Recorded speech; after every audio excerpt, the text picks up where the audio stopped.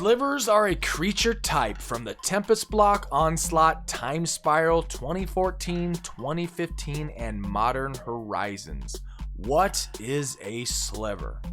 Slivers are from an unidentified plane discovered by Volrath the Fallen, a shapeshifter from Dominaria, and a Phyrexianized leader of Wrath, being the main antagonist in the Weatherlight Saga, who was fascinated by sliver mesomorphic hive-minded creatures.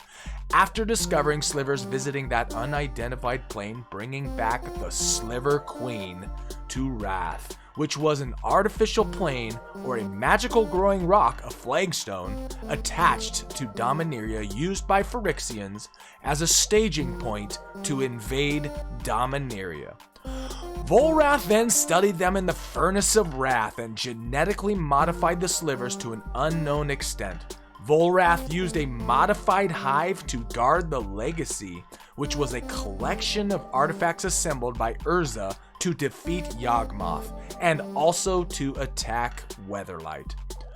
The hive was defeated, and Karn convinced the Sliver Queen to release the Legacy to him, arguing that artifacts were as much a part of him as the slivers were a part of her.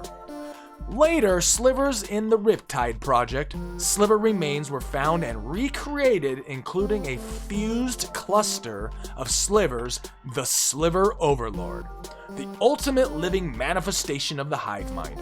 Once Corona was defeated, a story for another time, the Sliver Overlord returned to being merely a group of slivers without leadership, but began to evolve into no longer needing a Sliver Queen to form a hive mind.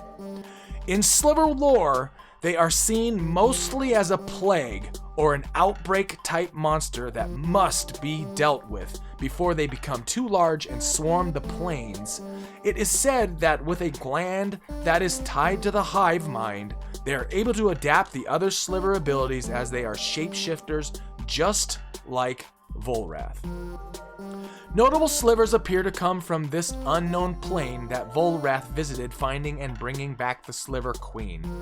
Dominaria also had Sliver Overlord, Sliver Legion, Chandalar had Sliver Hive Lord, and the first sliver is still yet unknown, perhaps from that unknown plane that Volrath visited originally?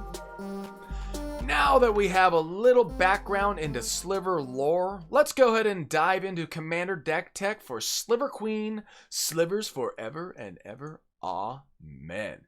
So, as in all of our deck techs, we have different packages in this build. We have the Commander, of course. We have draw, removal, land, combos, shenanigans, protection, ramp. Slivers, of course, we are doing Sliver Tribal. Every single creature in this build is a sliver. There is one that is technically not, however, it is a changeling, so we are going to count it as a sliver in this build. Then we have Tribal, and to round all this off, we have the maybe board / sideboard for any budgetary swap considerations and or tweaks that you want to possibly consider in this build. Okay, so before we get started, make sure if you're new, hit that subscribe button, hit the like button, hit those alerts if you want to catch up on all of our content as long as we keep pumping it out, which we will. All right, commanders, let's jump in. The commander is the Sliver Queen. It is every color of the color wheel. It's a 7/7 drop, summon legend because it's an old school card. You know, normally that would say Sliver Queen, legendary sliver, whatever. Sliver Queen counts as a sliver. And for 2, put a sliver token into play. Treat this token as a 1/1 colorless creature. What is absolutely bananas great about this Sliver Queen is that it does not require the tap mechanic to pull off getting that 1/1 colorless sliver, which means we can do this over and over with infinite mana. Ooh, that segues nicely into our combos. So let's talk about these combos because we are building a lot of this around the combos. The combos aren't necessary to have win conditions. However, this makes it super fun to play. So the combos here, and this is without some extra added help that we'll talk about later in the episode. Just the pure combo itself. All right, so we have the Sliver Queen out on the battlefield. That is the first part of this combo. The next part is either Ashnod's Altar or Basal Sliver, or both, of course. Now, what these two do is it allows you to get 2 mana by sacking a Sliver. So stay with me. We're on the same page. So we sack a Sliver to, in essence, get a Sliver. A 1-for-1 trade-off. But wait, there's more. So the next part of this is giving our Slivers haste. And we do this with either the Cloud Shredder Sliver or the Heart Sliver, which is what we get so that we can do some shenanigans with the third part of this combo. The third part of this combo is Gemhide Sliver, which you tap for any color of mana, or Mana Weft Sliver, which does the exact same thing. Tap a Sliver for any color mana of your choosing. So, with the Sliver Queen out, and you're sacking with Basal or the Ashnod's Altar, you are going to tap the Sliver first with the Gemhide Sliver mechanics, which nets you 1. Then you sack that tap Sliver, which nets you 2 more, which means you get net 3. It costs you 2 without extra shenanigans that we'll talk about later, which nets you another, which gives you infinite mana. All right, so with that infinite mana, we can then drop an additional Sliver that has a mechanic that allows you to do things, and then you can do them infinitely because we have infinite mana at our disposal. So an example of this would be, say, I don't know. What's the one that mills? Oh, yes. So let's say we then put Screeching Sliver onto the playfield. That is, all Slivers have tap. Target player puts the top card of his or her library into his or her graveyard. So, if we have the combo in place, and then we drop a Screeching Sliver onto the battlefield, we can then drop all of our opponent's library into the graveyard, milling them to death. And there are multiple instances of this that we can talk about in terms of creating infinite this or that with different iterations of Slivers. Now, what's extremely cool about Slivers, as we talked about in this intro, is that all of these Slivers have the hive mind mechanic type thing where each of them takes on or shapeshifts into the rest of the Slivers that are on to the battlefield. So that is very cool. The truest sense of tribal that there is. So without further ado, and with that combo in the back of your head, let's go ahead and start going through this build. And let's start with Slivers, of course, because that's the funnest part of this deck. All right, so Acidic Sliver is going to top us off at the very first, and it is each Sliver gains 2, sacrifice this creature. This creature deals 2 damage to target creature or player. And there is a way that we can go infinite with this as well, because even though it costs you 2, remember we have infinite mana, which means infinite mana equals infinite Slivers, which means we can just create infinite amounts of them and then sack them all and then whack-a-mole infinitely. Oh yeah, oh yeah. Bonescythe Sliver, it's 4-drop. Sliver creatures you control have double strike. Cutlery Sliver, it's a 2-drop. All Slivers have for 1, sacrifice this creature. This creature deals 1 damage to target creature or player. All Slivers have for 1, sacrifice this creature. Prevent the next 1 damage that would be dealt to target Sliver or player this turn. So you see the theme starting to unfold in front of you. So even without the combo in place, which is actually not that difficult to put into place because we have ways to fetch Slivers in this build as well, you still are going to have huge synergy and very powerful ways to deal with the board. Crystalline Sliver, 2-drop. Slivers cannot be the target of spells or abilities. Oh, a little protection built in. Whenever a Sliver deals damage, its controller gains that much life, and that's a 4-drop in white. Gale Rider Sliver. If we want to have all of our slivers with flying, which, hey, sure, why not? Harmonic Sliver, very powerful. This one you sack, or no, actually, this one is when it comes into play. When this creature comes into play, destroy target artifact or enchantment. Hibernation Sliver for 2. Each sliver gains pay 2 life. Return this creature to owner's hand. That is lovely in case we need to bounce something back to our hands. And then play it again.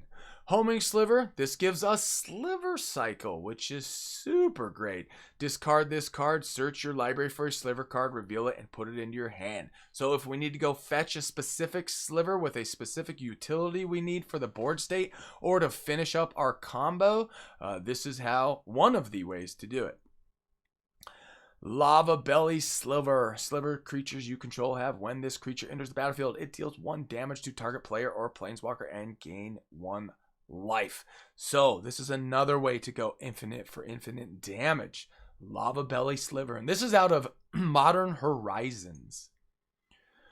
Magma Sliver. This is if you want to make one of your slivers gigantic. All slivers have tap. Target sliver gets +X+O until end of turn, where X is the number of slivers in play. This is actually one of those cards that would be easily swappable for a sliver of your choosing. I have it in here because I think it's pretty fun, and if you just have one sliver unblocked that doesn't get whacked after you declare attackers and go for damage, you can make it very, very large. Mesmeric Sliver. On the face of this, it doesn't look like it's that powerful. However, it really is, because all slivers have, when this permanent comes into play, you may Fate Seal 1. What that means is you can look at the top card of an opponent's library, and then you can decide to shove it into the bottom. So, you see something that he's going to top deck that's going to deal with something you're doing?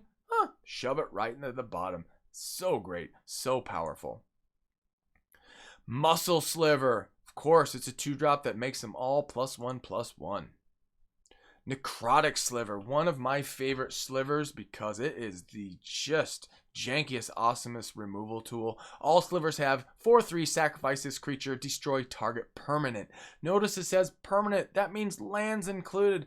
Oh man, that is so fabulous. Right out of Planar Chaos. I was playing a lot back then, and I remember then thinking this was a very cool sliver. Predatory Sliver. For a mere 2, you get a buff up +1/+1 as well. Quicksilver gives them flash. You may play Quicksilver anytime you could play an instant. Any player may play sliver cards anytime he or she could play an instant. So this just gives all of your slivers flash. Oh, love it. At the end of your opponent's turn, that's right before your turn, you can flash in something that's going to help your combo piece or help the state of the board. Lovely, lovely, lovely. Root Sliver. Hey, your slivers now cannot be countered. And then a Screeching Sliver, like I was saying. This one, it's great. It only costs you 1 to get out on the playfield, and then you can just start milling your opponent's decks. It's not a nice thing to do, but it's definitely a fun thing to do. Sedge Sliver. It's a 3-drop. All slivers have. This creature gets +1/+1 as long as you control a swamp, which is most likely that you will. And for a swamp, regenerate this creature, or for black mana, to be more clear, put more clarity on that one. Alright, Shifting Sliver for 4. Slivers can't be blocked except by slivers. Now, this is another one that, on the fence, do you include it, do you not include it? I think it's just good enough to put in there. However, if there's another sliver that you think synergizes better with what your mind has come up with, by all means, swap it out. Alright, Sinew Sliver for 2. All slivers get +1/+1. Alright, now, Sliver Hive Lord. We have a few that are also every color of the mana wheel, which we're going to be able to tease out pretty easily with our mana base and our extra mana rocks. Sliver creatures you control have Indestructible, and it's a 5/5 body to boot. Love it, love it. Sliver Legion. Wow, is this thing bananas. It is all sliver creatures get +1/+1 for each other sliver in play. It's definitely one you want to have in this build or any tribal sliver stuff you got going on, But if for budgetary reasons you can't drop the $100 that it's going to cost you, at least as of this recording, you could swap it out for another sliver. But I highly recommend you pick one of these up and put it in your Sliver Tribal. It's that powerful. It's that great. I mean, you're already dropping the loot to get the Sliver Queen as your commander, so this may or may not be an issue for you, or you may already have it. Now, speaking of the Sliver Queen, you could actually swap the Sliver Queen out for the first sliver. However, you'd have to do a bunch of tweaks. In fact, you know what? I'll do a deck tech on the first sliver as a whole side project. So we'll just move on. And you know what? I'm going to leave all of this sidebar talk right in the video, because then you know what you can look forward to if you're loving the sliver action. Sliver Overlord. Oh, what a cool card, both in the lore aspect of it and how cool this card actually is. So again, every color of the color wheel. For 3, search your library for a sliver card, reveal that card and put it into your hand, then shuffle your library. And for 3, gain control of target sliver. Now, what's great about this is mid-game, late game, if you have your combo piece out and then you drop the Sliver Lord, well, you can go search whatever you need to go get to finish up whatever it is you're trying to do. Shenanigans Central. This one kind of might sort of need to be in the shenanigans category, but it's more of a sliver than a shenanigans card. Oh, fabulous, fabulous card. Siphon Sliver. For 3, sliver creatures you control have lifelink, so now you don't have to worry too much about your life management with the 3 opponents you're most likely playing against. Oh, and if you're only playing 1 against 1, this thing's going to do really well for you, especially if you get going fast. And this thing can be very, very fast. And then, like I was talking about, the first sliver, it's got Cascade. This is out of Modern Horizons. You can actually pick this up for way cheaper than you could originally when this first came out. Boy, I remember when this thing was way up there in price, but now it's kind of settled around $10-ish. As of this recording. So yeah, don't hesitate to pick one of these up. I think it's definitely going to hold its value, if not go up, especially if it doesn't get reprinted in the next couple years. So it's got Cascade. When you cast a spell, exile cards from the top of your library until you exile a non-land card that costs less, which is most likely going to be a sliver for you. You may cast it without paying its mana cost. Put the exiled card on the bottom of your library in a random order. Sliver spells you cast have Cascade. So once you get this thing out, once you tease it out, then you just start cascading with every sliver you drop onto the battlefield. Ooh, buddy. Oh, buddy. Great, great sliver card. Toxin Sliver. Whenever a sliver deals damage to a creature, destroy that creature. It can't be regenerated. Fabulous card. This one, again, is easily swappable for a different sliver if you're looking for a different kind of flavor. I put this in here because I think it's just that powerful. Venom Sliver. Sliver creatures you control have Death Touch. Yeah, boy. This synergizes really well with a few of the other slivers that, you know, you can ping a creature or a player for damage. If you got this out, you can decide to use that Death Touch mechanic. So if you use one of the slivers to ping a creature, well, that sliver then has Death Touch because of Venom Sliver, and then it dies from just 1 damage. Lovely, lovely, lovely. And then this last one, or last of the few, all sliver creatures have poisonous 1, and as you probably know, or if you didn't, poison counters. If an opponent ends up with 10 total, they lose the game. So this is just an alt win condition, sort of, in a way, where you can either hit them with the face with poison counters if this is out on the battlefield, or you could be pinging your opponents from afar if a couple of the other slivers are out on the board. Oh, just incredible. All right. And now we also have Ward Sliver. As Ward Sliver comes into play, choose a color. All slivers have protection from the chosen color. So, of course, if you have an opponent that is really jamming you up and he's running a specific color that's doing a lot of removal or this or that or the other thing, give yourself protection from it. Absolutamundo. All right, so now let's talk about just a little splashing of removal. Not a ton, because we have some removal mechanics that are already built into the tribal aspect of the slivers. Anguished Unmaking for 3, exile target non-land permanent, you lose 3 life.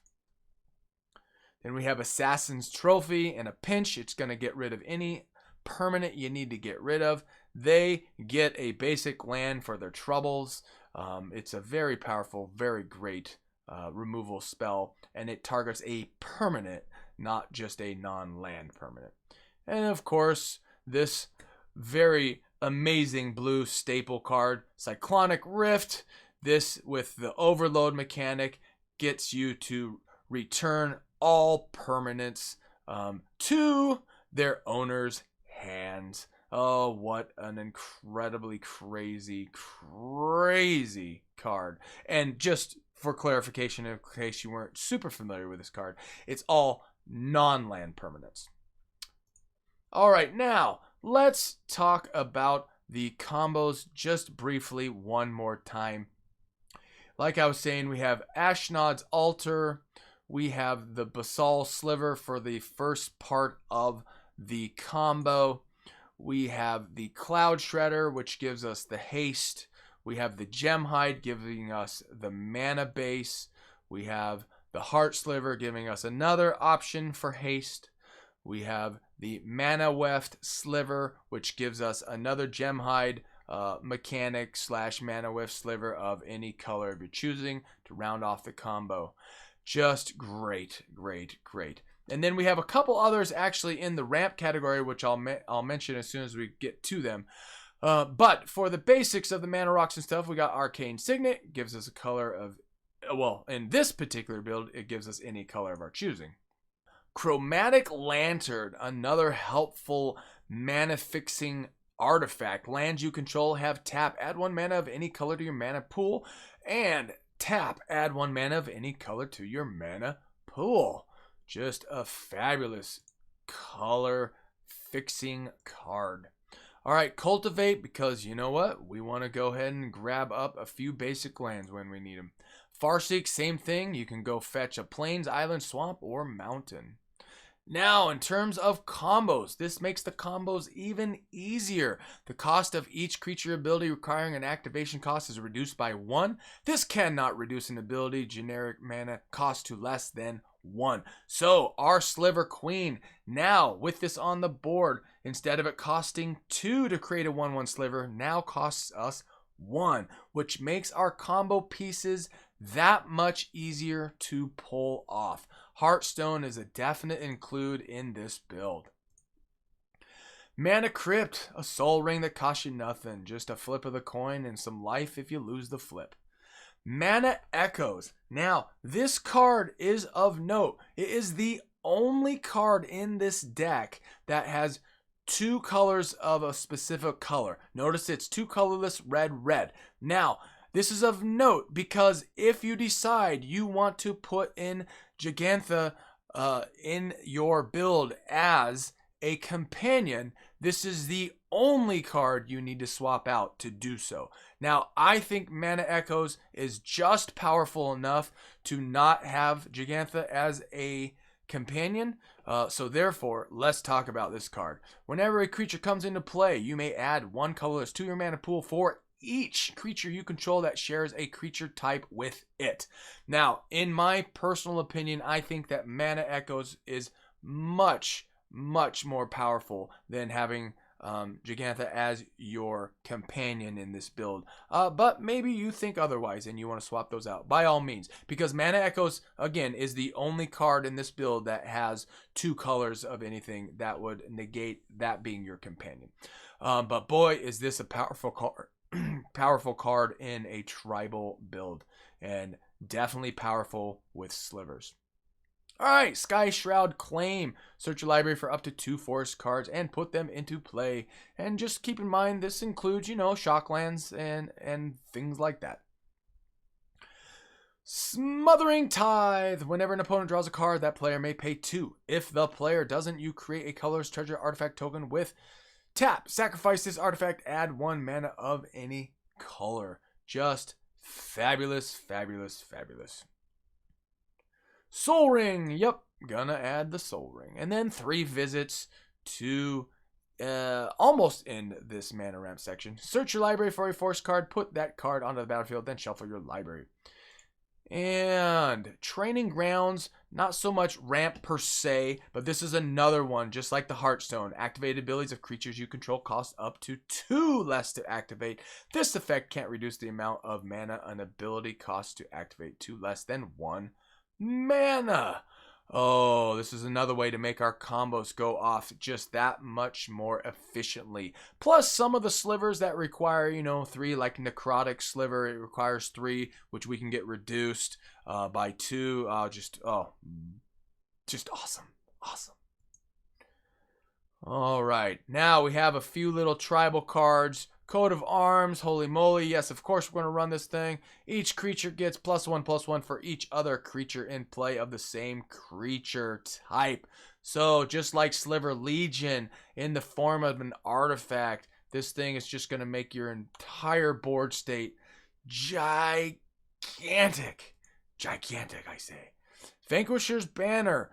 This is also one of those tribal creatures you control get +1/+1, but even better, whenever you cast a creature spell of the chosen type, draw a card. And just keep in mind that is when you cast a creature, not when one enters the battlefield. So your Sliver Queen creating a 1/1, that's not going to trigger this drawing a card part. But whenever you cast one, it definitely will. And we have plenty to cast. Alright, we're going to quickly go through the land package. Now, as I say in most of our deck text, the land package is the easiest place to swap out cards for budgetary considerations.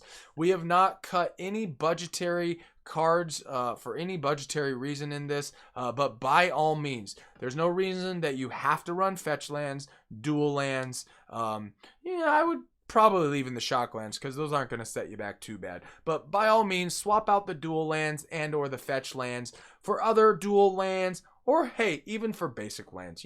This is Commander. I mean, this isn't a EDH deck by any means. You're not going to be going into competitions with this.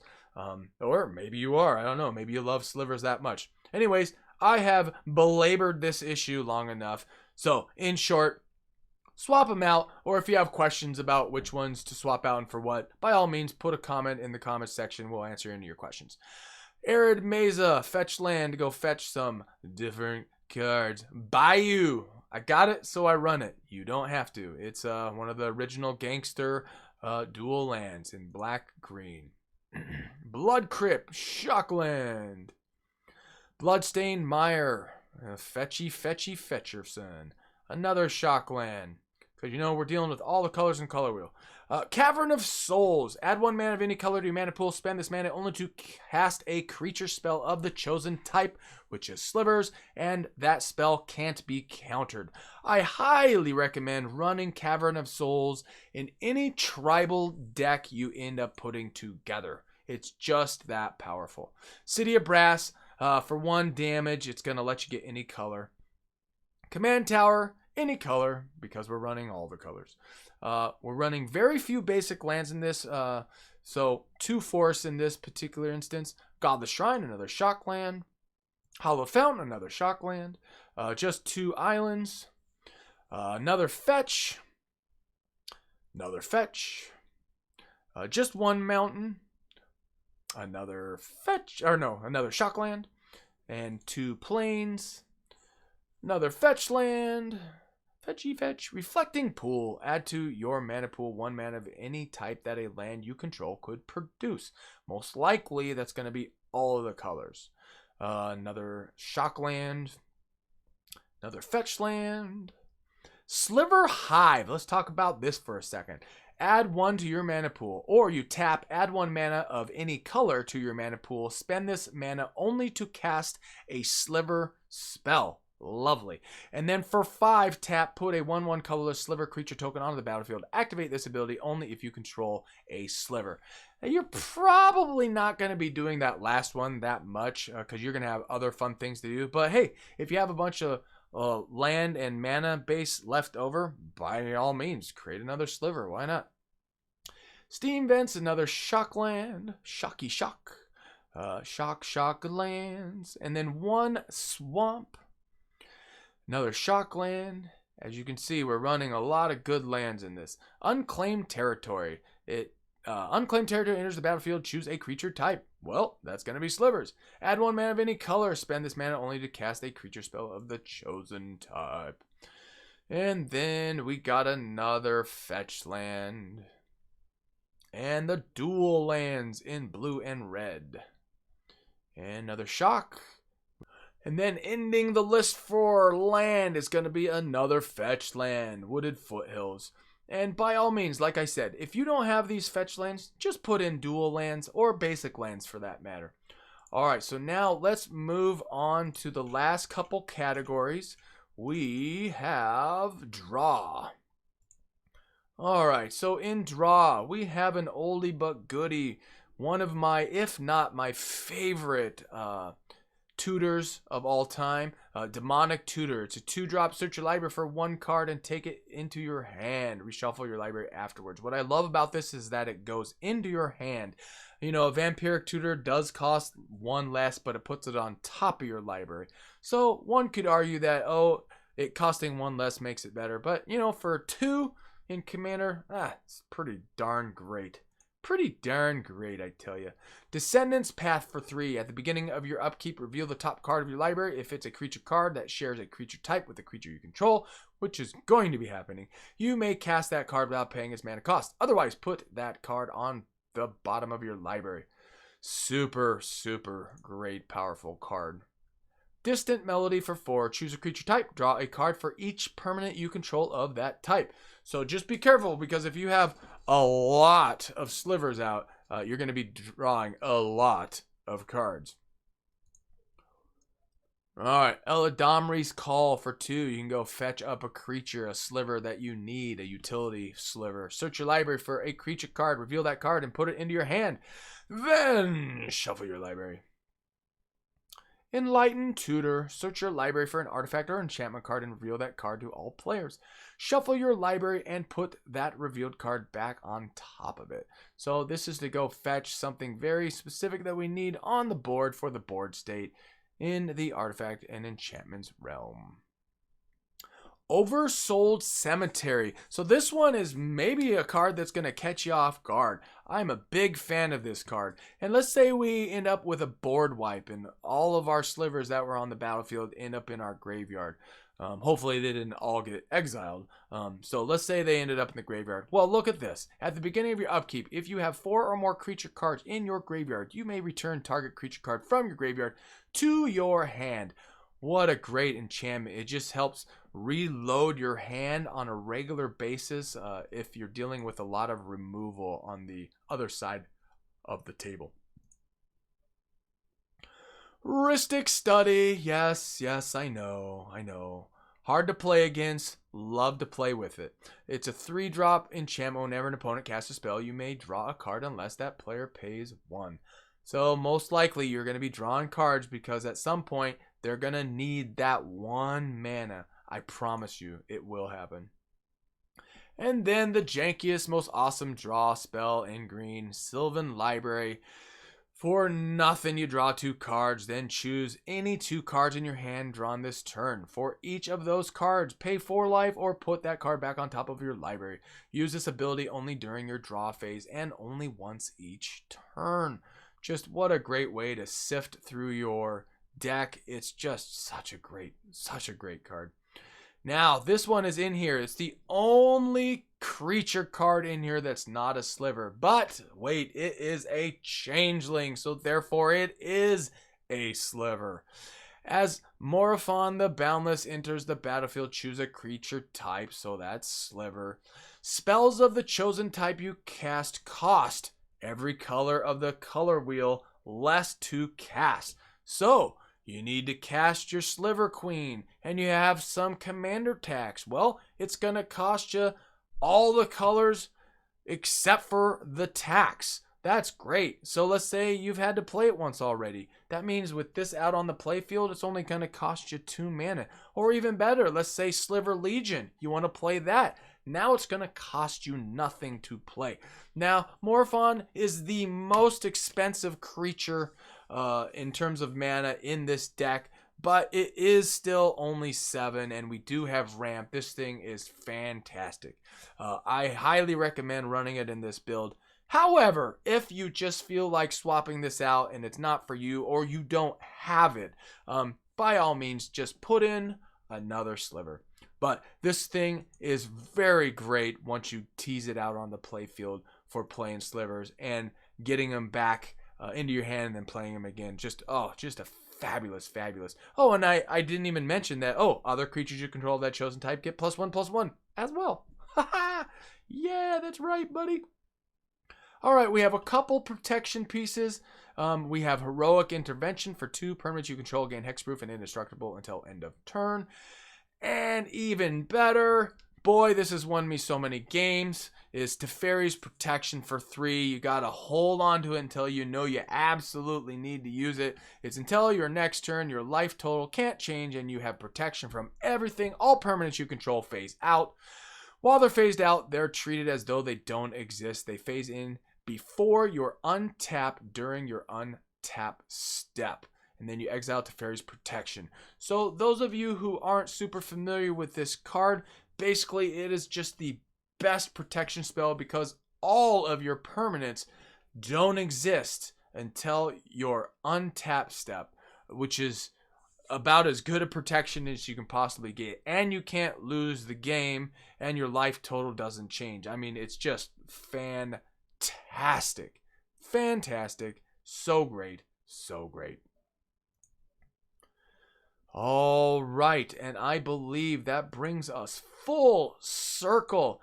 Thanks for tuning in. Thanks for coming till the end. If you made it this far, put something in the comments about, hey, I made it to the end. Where's my merit badge? Where's my chocolate chip cookie? Oh, man, I will take note, and I will reward you somehow, some way. Since there's probably about 2% of you watching now. So thanks for tuning in. Make sure you hit subscribe if you're new. Hit that like button. Hit the alerts if you want to check out all of our content that we upload. Slivers are super fun. I love this build. Sliver Queen is just a super incredible card. About the coolest tribal card you're ever going to see. I will go ahead and also do a tribal Sliver build for the last Sliver. That should be fun. All right, thanks for tuning in. Check out our other episodes.